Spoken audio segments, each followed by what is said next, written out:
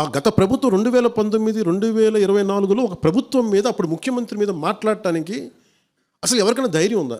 ఎదవటి ఇట్లీలు ఆడకు. ఎందుకు అబద్ధాలు? తెల్లారు లేచిన దగ్గర నుంచి రఘురామకృష్ణరాజు పచ్చి బూతులు తిట్టేవాడు. అట్లాగే మాట్లాడనోళ్ళు ఎవరున్నారు జగన్ మీదన? ముఖ్యమంత్రిగా ఉండగా తిట్టనోళ్ళు ఎవరున్నారు? ఇదే పవన్ కళ్యాణ్ ఎన్ని వందల సార్లు తిట్టుంటారు. చెప్పులు తీసుకు కొడతా నా కొడకల్లారా, రౌడీ నా కొడకల్లారా, నేలకి నాకిచ్చేస్తాను నా కొడకల్లారా అని మాట్లాడలేదా పవన్ కళ్యాణ్? ఎన్నిసార్లు మాట్లాడుంటారు 5 ఏళ్లలో? దీని సోషల్ మీడియా యాక్ట్ కానీ ఇవన్నీ మాట్లాడాలని పొద్దున్న నిర్ణయించుకున్నాం. ఇది ఒకసారి మీ దృష్టికి తీసుకొస్తాం. సోషల్ మీడియాని కట్టడి చేయాలట. ఇంతకుముందు ఆ సోషల్ మీడియా ద్వారానే అసలు జనసేన ముందుకు వచ్చింది. ఆ సోషల్ మీడియానే లేకపోతే జనసేనే లేదట. ఇవాళ మెయిన్ స్ట్రీమ్ మీడియా మనకి సపోర్ట్ చేయగానే సోషల్ మీడియా నచ్చలేదా?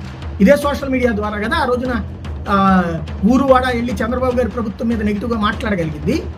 మరి ఇవాళ వచ్చేటప్పటికి అదే సోషల్ మీడియా మనల్ని ప్రశ్నిస్తుంటే మనం ప్రశ్నించద్దా?